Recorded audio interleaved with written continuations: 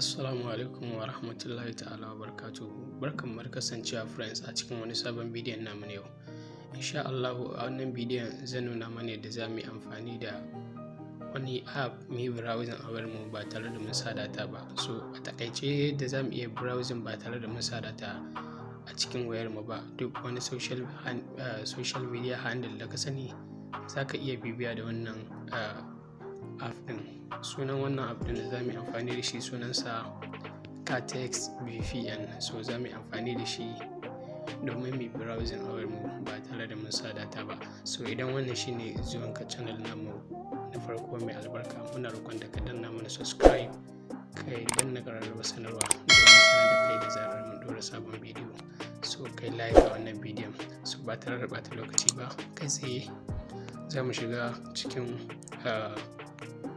Play Store ɗinmu domin mu ɗauko wannan application na kati VPN. So yanzu ga mu a cikin Google Play.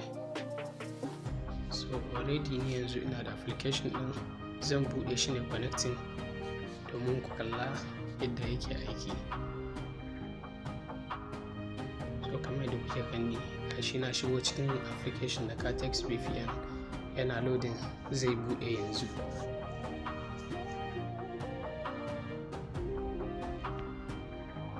So gashi kamar da kalla a nan ya ce disconnected 0 KB. So yanzu sai in danna start domin ya fara aiki. Waiting for saver. So yana nemo saver ɗin da zai kama ne.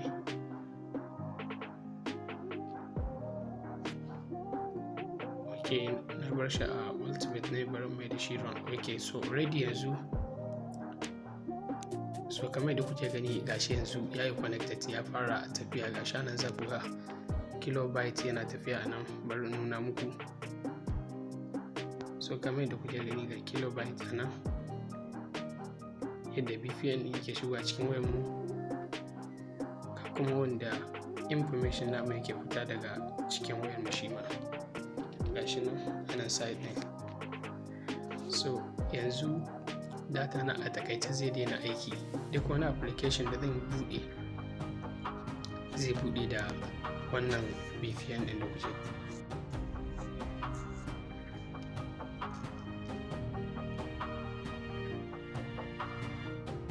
So yanzu gashi na shigo TikTok.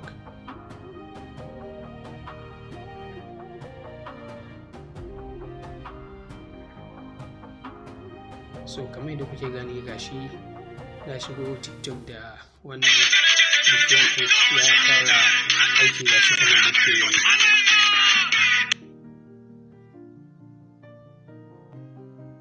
So kamar da kuke gani ga inda yi monitoring a saman wayata nan. Gashi anan bari nuna muku inda yake.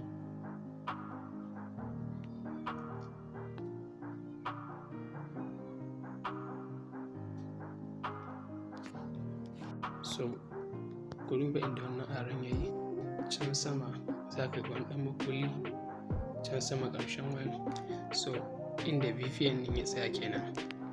So abin da nake so na nuna muku kenan a bidiyon mu na yadda za ka yi amfani